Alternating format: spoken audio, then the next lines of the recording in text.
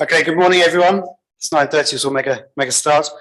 I declare the Strategy and Policy Committee meeting SPC 23/3 open. Welcome everyone here. I shall open with a karakia. Whakatau mai te wārua, whakawate mai te hinalalo, whakarite mai te tinana, kia ea ai ngā mahi. Hey. Please be aware that this meeting is live streamed and the consequences of that. I'm aware that Councillor Granger and Councillor Thwaites are zooming in today, and Henry as well. Are there any apologies? I think that's. No. Okay. There are no consideration of late items. Does anyone have a declaration of interest? No. Okay. There are no public excluded items. I'm not aware of anyone for public forum. There are no presentations, so we'll move straight to the reports. I've had a request to change the order of the meeting so that we cover the Smart Growth Quarterly Report earlier. So can I have a mover and seconder to change the order, please? Councillor Sol, Councillor Crawford, I'll put the motion. All those in favour say aye. Against? Carried. So if we go to page 18, item 9.2, Smart Growth Quarterly Report. And I believe it's Tracy online to take us through that. Good morning. Yes, hopefully you can hear me okay. From another work this morning, apologies. Yeah. So if you're okay, yeah, I would just if you take the report as read. There's nothing significant of note to take you through. It's a quarterly update on the Smart Growth Strategy, the HBA, and our priority development areas.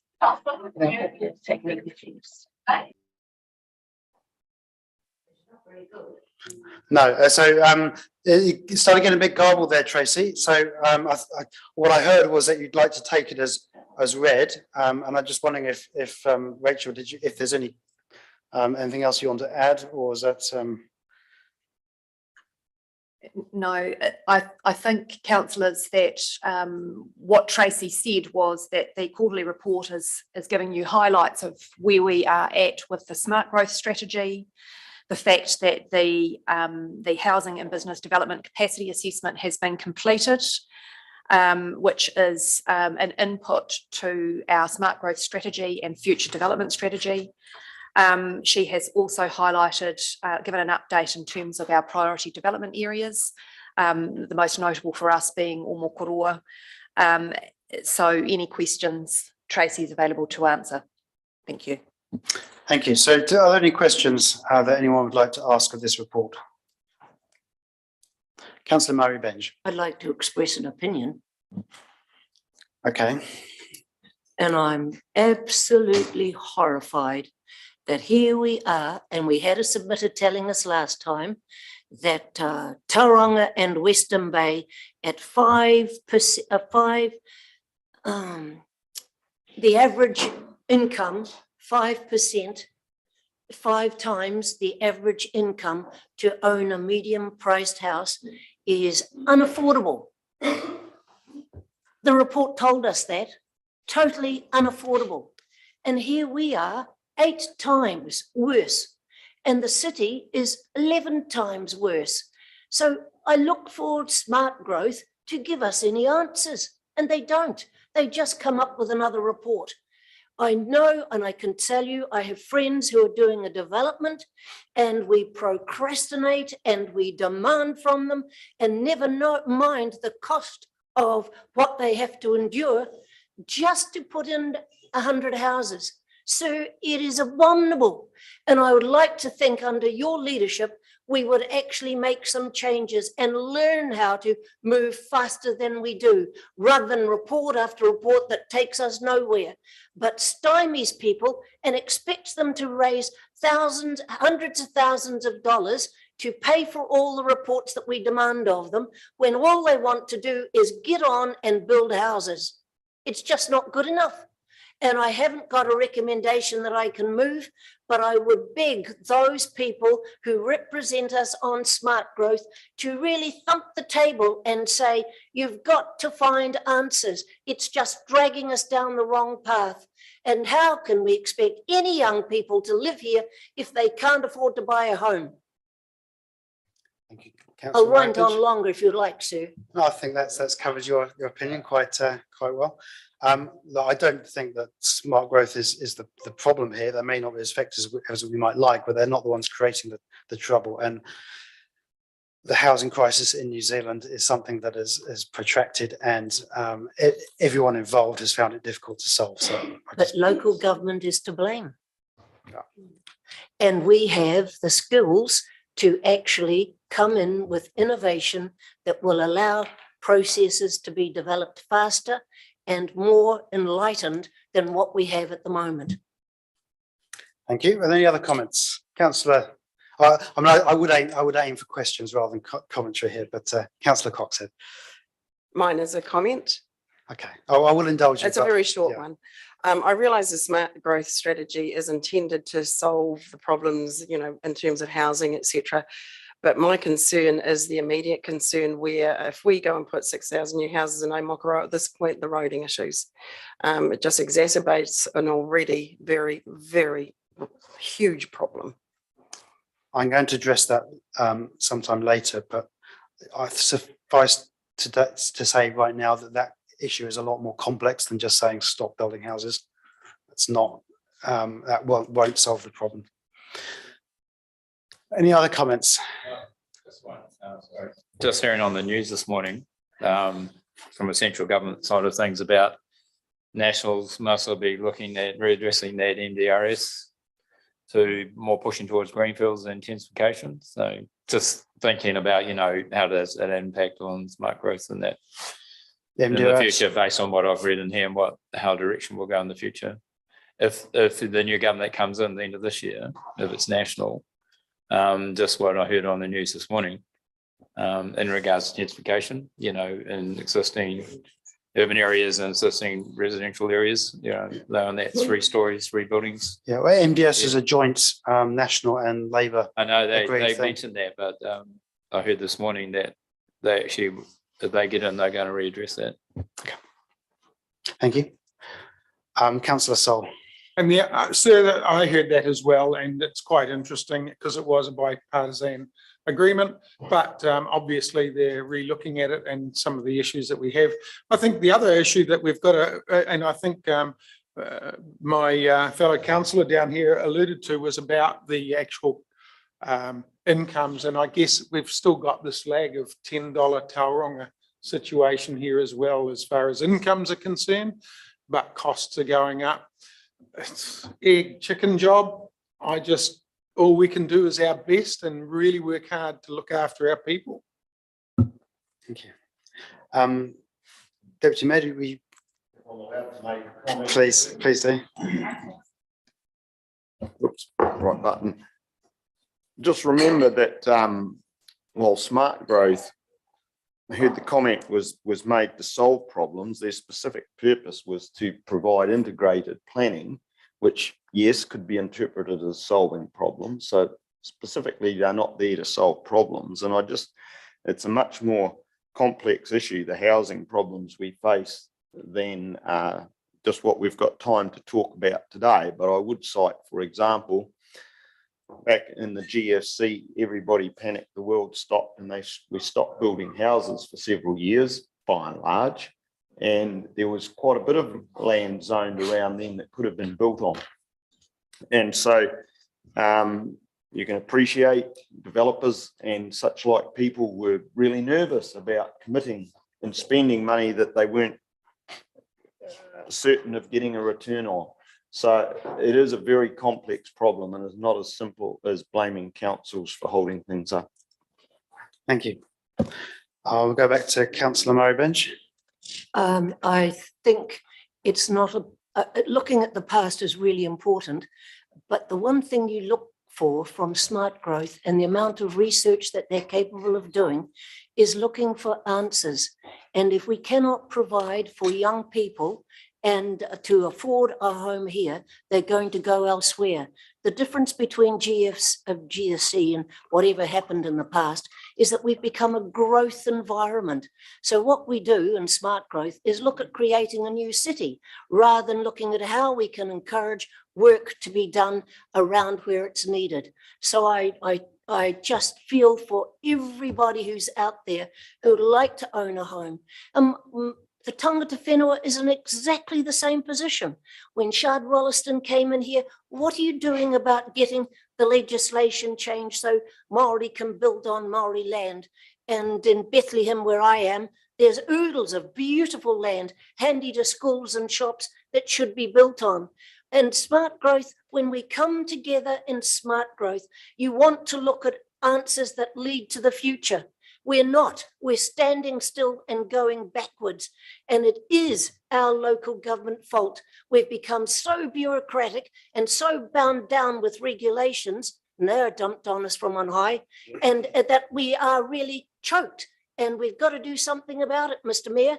And I think of my friends out at Makatū, and they're just going broke, all because we keep asking for more information, and information that isn't already there. And I despair. We've got to do better. Thank you. Okay, so the resolutions are relatively straightforward to basically to receive the report.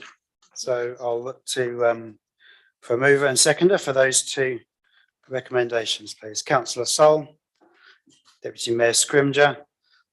There's no further debate. I'll put the motion. All those in favour, please say aye. Against? Carried. Would you like your votes recorded? Thank you. So now we'll move back to page 7 and the review of the significance and engagement policy.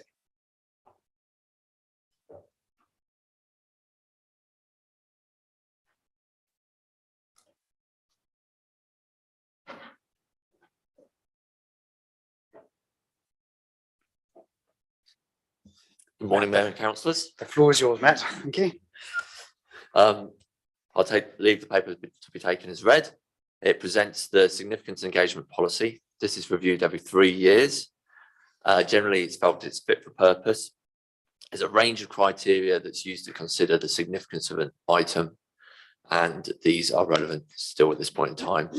It may need a further review depending on how the affordable waters reform progresses.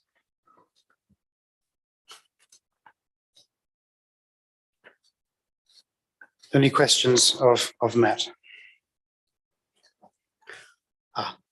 Councillor Joyce on Zoom. Sorry about that. I can't find my button to put my hand up. I'll have to study Zoom a bit more clearly. One question I have, and it's probably covered in there, but I gave it a quick read.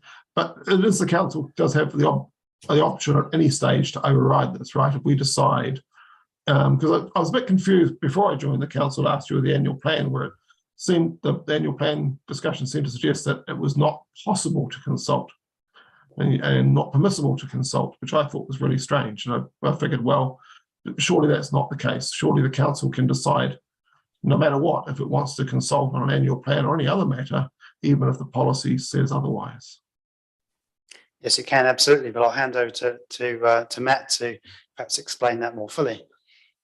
Yep, so in all your papers, you'll see there's a significance and engagement bit there. It's council's resolution on whether an issue is considered medium, low or high significance.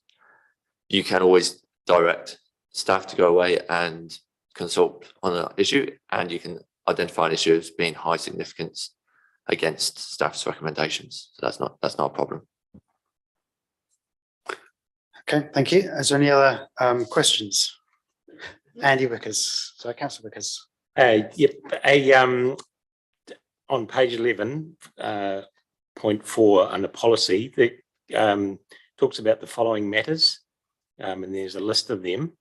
Of the level of financial consequence for the proposal of the decision, being the third point, then in 6.4 it gives sort of some parameters around what that is. for all the others, are there parameters like that? Because I couldn't find them in the policy.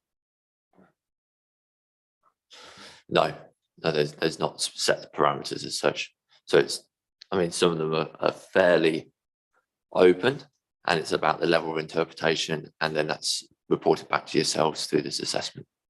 I think that the point there, Councillor Wickers, is that financial numbers, are a quantitative number, whereas the other criteria for significance are a subjective opinion about community feeling and other things like that. So, Yep. So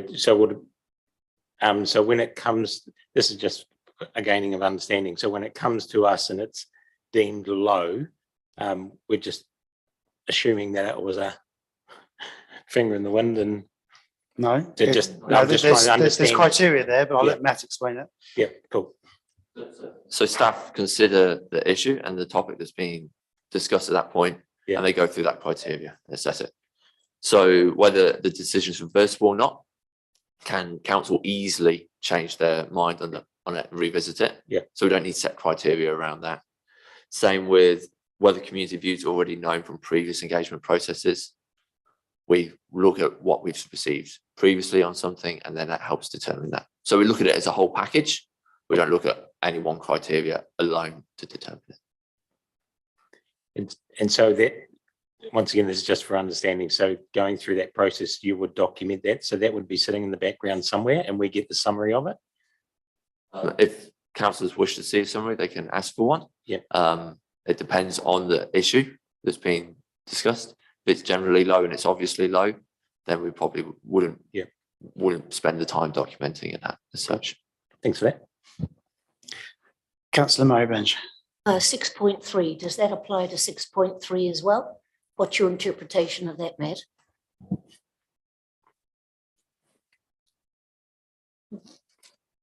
So those are the financial thresholds that guide the decision. But as discussed, the financial thresholds aren't the only thing that guides whether it's going to be high, medium or low significance, but it's one of the considerations alongside community views, the reversibility, any legislative considerations as well. Yeah. Councillor Crawford. Yeah, it's interesting, the point of where you engage community, because quite often we hear people hear things pass at council, but they go, people say, oh, I've never heard that, why did they talk to us about it and stuff like that. So when we hear those kind of things, does that help to direct towards where it goes to, there's low and significant engagement, where's that tipping point? If you do get that feeling in the community about something that we deemed as low, but other people felt they should have been consulted about it, is there a process where we can change that it? engagement should happen, based on the feeling of the community? Well, Councillor Crawford, we can resolve to change the significance, and that has happened. I think it's only happened once in the last triennium, so it's pretty unusual, but we can do it. Okay, so I think there's no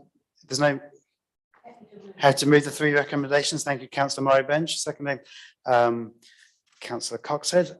If there's no further debate, I shall put the motion. Sorry, Councillor Joyce, are you wanting to say something? Or? Sorry, yes, I could. Sorry, because I thought we were asking questions before, so I didn't make a comment, but I do have a comment, and that is, I understand completely the desire not to review this now when so much is in flux, but I just think the thresholds, financial thresholds in 6.4 are too high.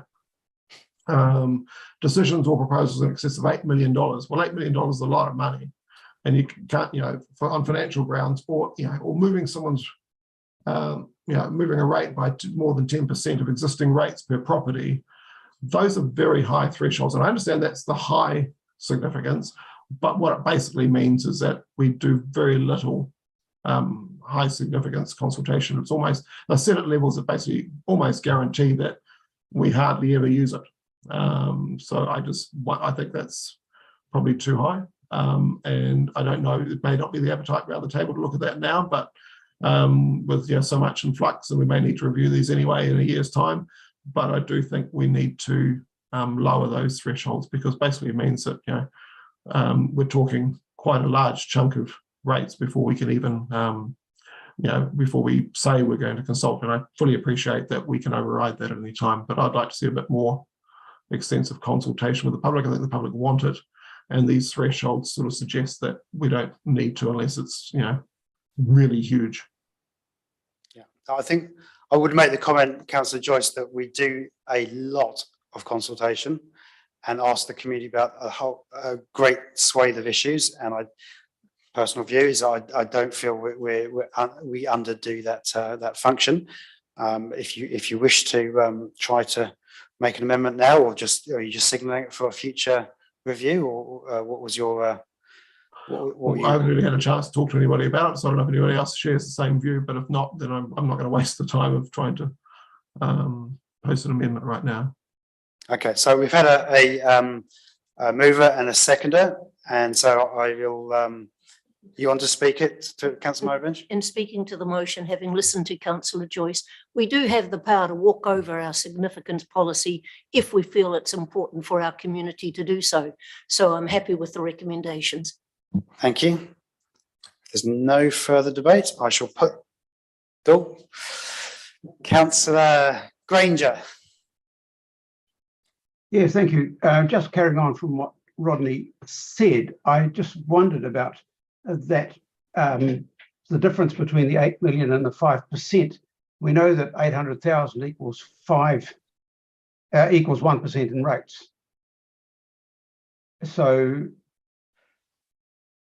those two numbers don't seem to marry up, because 800,000 to 8 million is 10, so that would be a 10% in rates.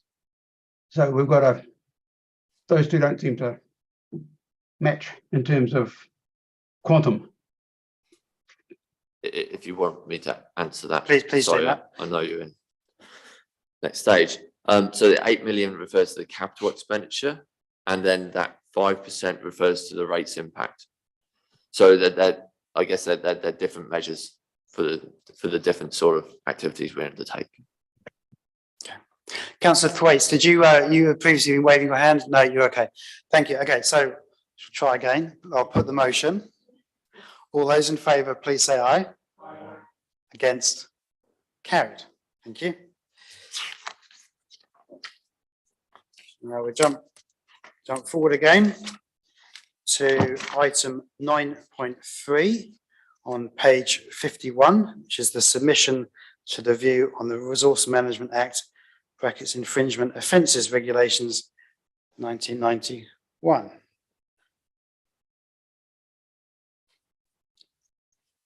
Are there any questions regarding that one? No, in which case I'll call for a mover and seconder, please. Councillor Crawford. Deputy Mayor Scrimgeour. I'll put the motion. All those in favour, please say aye. Against? Carried. Item 9.4, page 54, the submission on Charging Our Future, draft long-term electric vehicle charging strategy for Aotearoa, New Zealand. Any questions on that one? Sorry, I was there, mate. I go back to the previous item. Is there a question? Just a brief comment. Too late. I'll move that we resubmit. Well, no, it's just. I will allow you, Deputy Mayor Scrimgeour.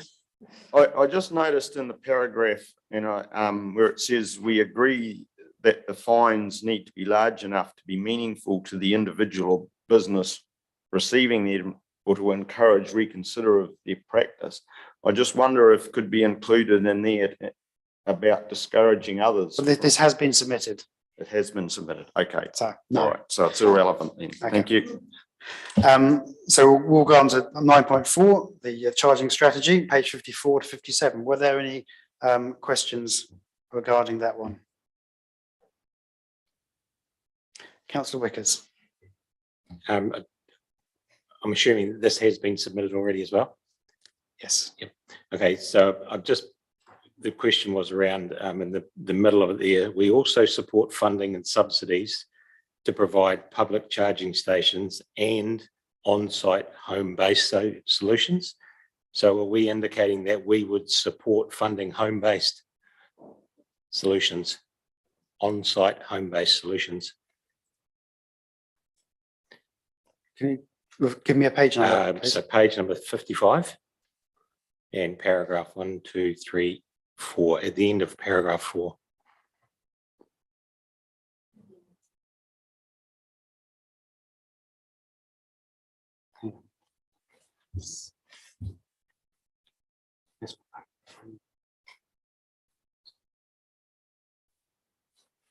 Yep.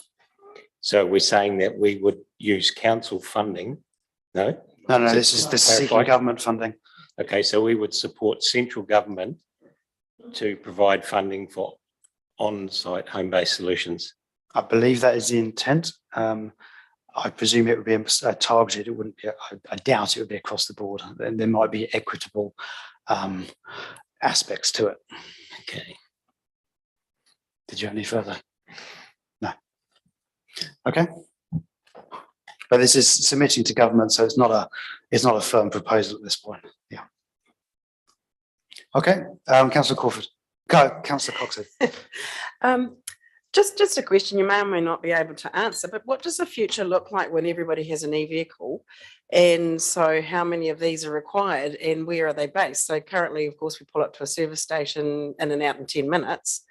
And given the charging time, et cetera, I'm sure that'll improve. But what does the future actually look like? Is this really something that council's involved in, or is it, I don't know, petrol stations? I'm not sure. What does it look like? I'm not sure that's a question I can answer at this point. Sorry, I just wondered if anyone had read anything about it. I'm pretty sure the right people are looking into that. But I can't answer that at this point. Yeah. Okay, so we have two recommendations, basically to accept the or to receive the information. So, Councillor Mowbend, you moving? Yes, I'd like to speak to it. Okay, have we got a seconder? Okay, I'll second it. Councillor Mowbend. I support the recommendations and just hope we've got enough electricity to actually, as a country, to support all these EVs that are going in, knowing that wind and solar don't always work when the weather's not right. And the only criticism I can make is would be a great opportunity to tell them, just please give us decent roads and go back to giving us decent roads. That would be something for the future to actually celebrate. So happy with the recommendation. Okay, that's a slightly tangential point there, but okay.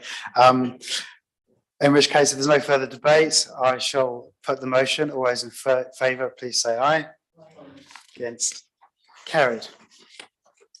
Next, we move on to the Western Bay Plenty District Council's submission to the occupational regulation reforms in the building and construction centre. So that's item 9.5 on page 58. Are there any questions on that one? It's a fairly technical submission. Okay, I'll call from, do you have a question? Yeah, just the Councillor Wickers. comment, page 61, electrical workers, plumbers, gas fitters, drain layers. Paragraph 2, it talks about the abusive behaviour of tradespeople to council staff. Has the question never been asked why they get angry?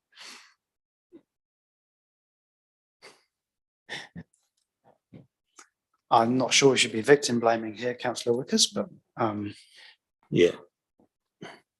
So anecdotally, council has can have quite a bad reputation in the process, and frustrations build from the types of the stories that we hear of people having to deal with council and the ongoing delays that cause problems. Deputy Mayor Scrim was telling me a story yesterday. before I pass over to Rachel to comment further, I would say being abusive to our staff or violence or threats of violence is never acceptable. And but I'll just pass over to Rachel. Through you, Mr. Chair. Just a couple of comments in response. The first is that and again, to echo the comments of the mayor, it is never okay that council staff suffer abuse. But in many respects, it is a natural consequence of being a consent authority and working in a regulatory environment. Yeah. I just want to make the point that our responsibility under the Building Act, so it's a piece of national legislation, and it is the New Zealand Building Code that we are required to administer, and that is fundamentally to ensure that the buildings and structures that are built are safe for the people who occupy them or work in them. I will also say that having spent a number of years in the regulatory environment, that all of our staff are incredibly qualified. They are required to be competent and to maintain their competency regularly. Sometimes we meet a tension with some of our tradies on site who may not necessarily understand how the New Zealand Building Code changes and evolves and what that means for building requirements. And then there was one other comment that I was going to make, which has left my mind. But I think the point is we are incredible. That's what I was going to say. There is also lots and lots of, and it's not anecdotal because we collect it, but quantitative evidence that suggests that we offer an incredibly good service, particularly in the building services space. So for every anecdote that we are difficult or bureaucratic, there are compliments of our service as well. And I'll be happy to produce those for you. Thank you. Councillor Coxon.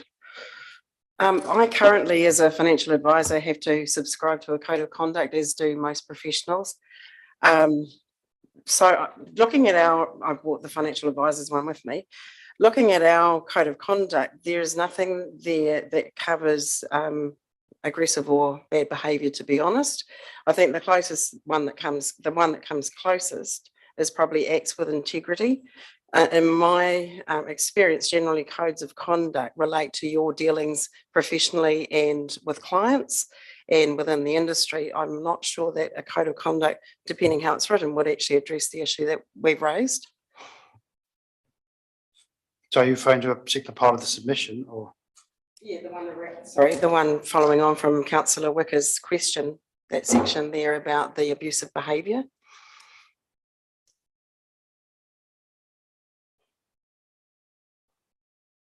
Okay. Just a comment. Okay. Councillor Crawford. Just in the reading the part about the LPBs. So I was just reading that about how they're bringing in having LPBs having supervision. I was just wondering about, like, you know, in the case of what happened in those, we saw those reports before council, those houses, the leaky building one especially.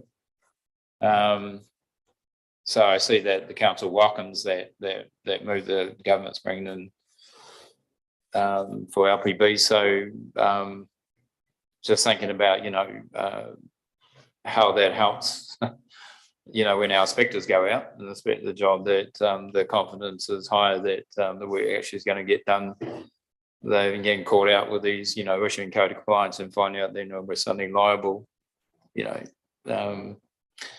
I guess the point I'm trying to make is about, you know, the confidence from the council and builders, you know, that,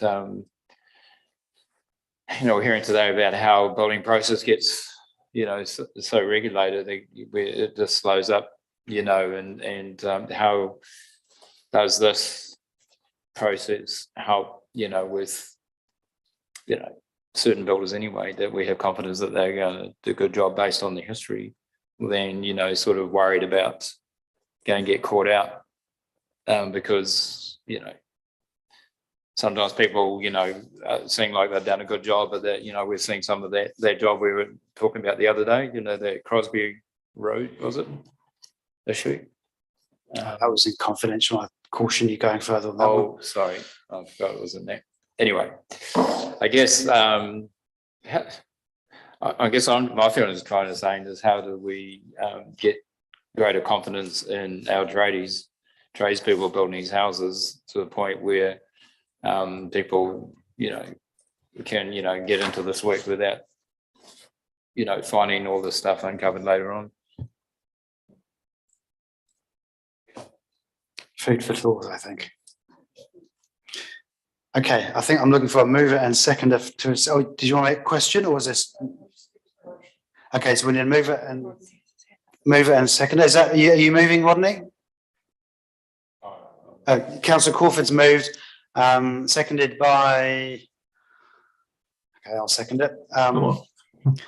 Okay, Councillor Joyce, did you want to speak to the motion?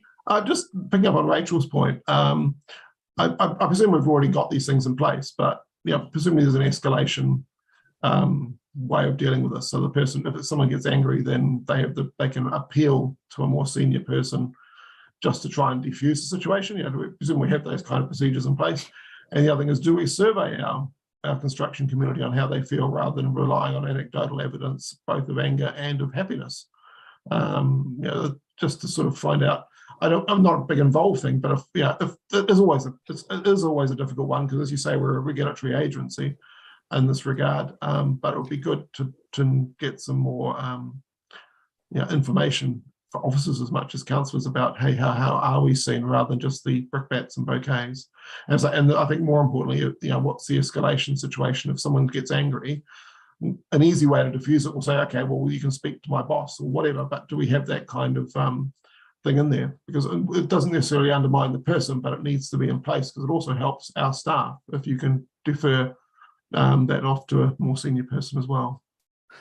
Councillor Joyce, I'm sure that can be taken into account, but I think that is a question more appropriately addressed to Councillor Granger's Audit, Risk and Finance Committee, where we have health and safety reports and can understand those situations there, which we had quite recently. Okay. Did you want to add anything further, Rachel? Yes, thank you, Mr. Chair. I guess just to give Councillor Joyce a level of comfort that we do have health and safety procedures in place for all of our regulatory services, particularly those where we are working out in the field a lot. Fortunately for us, the situation where we have conflict on building sites isn't an everyday occurrence. The way our staff work, they know our tradies, and for the most part, those relationships are really good ones. And staff are well and truly trained to know how to de-escalate a situation that is escalating. So I hope I can give you a level of confidence there. And as the Mayor has said, any further detail or any further comfort that you seek should come through the Audit, Risk and Finance Committee. The other question that you asked was about surveying them. Surveying, that's right. So we have historically surveyed the building services sector. The tricky part for us as a council is that the customer is actually the customer. It depends on how you view the customer. The customer is typically the person who turns the key on their brand new home. They are not necessarily the agent that council staff deal with on a day-to-day basis. It is more often than not a designer or an engineer or a group builder or a electrician or a plumber. So what we are considering now is rather than surveying a first home buyer, for example, after they've got their code compliance certificate, when they've had no interaction with the council, we are looking at mechanisms of just-in-time feedback from our consultant community, so from our architects, from our designers and our LBPs, etc., and looking for a technology solution to achieve that. Councillor Daly. Yeah, just before Margaret comments on the motion, I'd just like to make a comment about the licensed building practitioners and the suggestion that changes regarding stone masonry, internal waterproofing and specialist installers is a really good idea. But that, like I say, it's going to take a while to implement. And I would think that a supervision license for a LBP probably should include oversight of the waterproofing regime. And generally, project managers tend to be licensed building practitioners. So they would tend to sign off on the waterproofing of these specialist trades. So they ought to have specialist knowledge of waterproofing as part of that supervisory course as well. And project managers also, if they're not licensed building practitioners, should also have that same oversight if they're signing off the work of these sub-trades at the moment. And I guess our inspectors would also need to come up to that standard if they're not already. I do note the submission supports the proposal for creation of a new licence class for internal waterproofing. So, and also just this has been submitted, so I'm not sure of the value in debating it much further, but I guess I'm just speaking in support of that, but maybe we could go a little bit further. So far be it from me to enter into a technical debate about building processes, but just to give you a level of comfort, Councillor Daly, that this submission has been produced by working in close conjunction with our building services team, all of whom are highly technically qualified and have spent many years before their local government careers on the tools.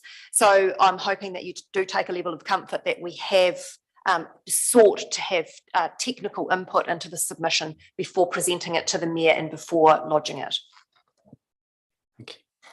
I guess if you watch the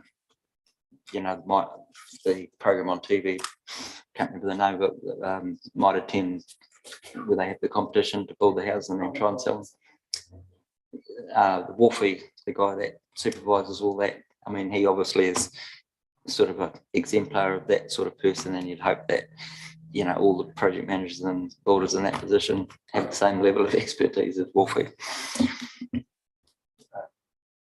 okay. Councillor Cox had.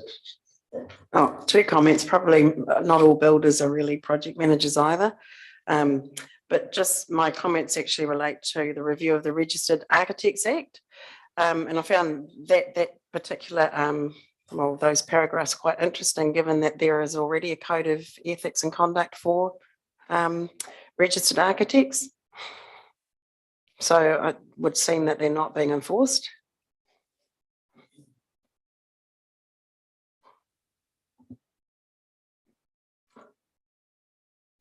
Okay. Councillor Song. So a couple of things. One, probably actually when you get down to codes of conduct, they're a little bit of a difficult one to enforce at times anyway. They're often not worth the paper they're written on, but they're a good intent and from, I guess, all parties, so that's great. But I actually want to comment on the idea of the survey to the people with the tools and with the other skills that was just mentioned before. Sounds a darn good idea. I believe whilst it may cost us as a council or in the operations money, it actually could be another one of those things that long term affects the costs of our building, because it may get to the core of some of the issues that perhaps people have, be it their own problem as a licensed building practitioner, and they haven't followed a process, or done something right, be it that we haven't, that we've had a change in people perhaps dealing with a operation. So one person came out to inspect this and then it was a totally different person for whatever reason. But it will give us, I think, a lot more information, and I think can really have a happy effect. And happiness does tend to lead to better performance. So I encourage you to do that as quickly as we can. It sounds very promising. Support the idea of this, of the motion before us. Thank you. Councillor Murray-Bench. Interesting debate we're having. It's wonderful when we get compliments about how good our staff are to work with, and we do get them, and which I think is absolutely earned. One of the problems I see is that council is the last man standing, and too many people take advantage of that, sir. And I think we should look at seeing if we could get some legislative change through our zones and get support from our other zone members to actually take a look at it. I can quote from a friend who lives up in Oropi and a builder, and the issues that were happening on the property next door were terrible. And TCC, at the end of the day, didn't do anything about it. And that's a job I've got to do, is looking at a policy paper of how to keep things honest.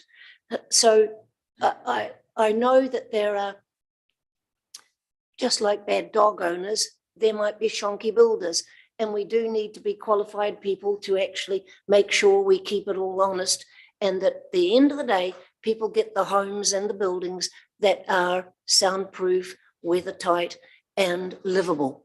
And so I think in that regard, we're doing well. The legislation is letting us down, and I support the recommendations that we've got here in this letter.